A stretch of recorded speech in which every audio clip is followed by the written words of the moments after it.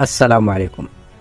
حقق الدولي المصري محمد صلاح جناح ليفربول أمنية نجل أسطورة الفريق ستيفن جيرارد بعدما كشف الأخير أن ابنه يحب صلاح أكثر مما يحبه هو شخصيا.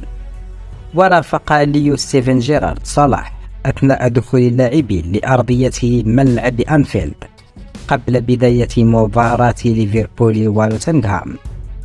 وافتتح غوتا التسجيل في الدقيقة 47، ثم أدرك نيكو ويليامز لاعب ليفربول السابق التعادل لفورست بعد 4 دقائق، لكن بعد 4 دقائق أخرى سجل غوتا مجددا لتصبح النتيجة 2-1 لصالح الأرض. ونشر الحساب الرسمي لليفربول عبر منصات التواصل الاجتماعي مقابلة تحمل هاشتاغ وين ستيفي ميت صلاح، أي حينما يلتقي ستيف بصلاح في مارس الماضي.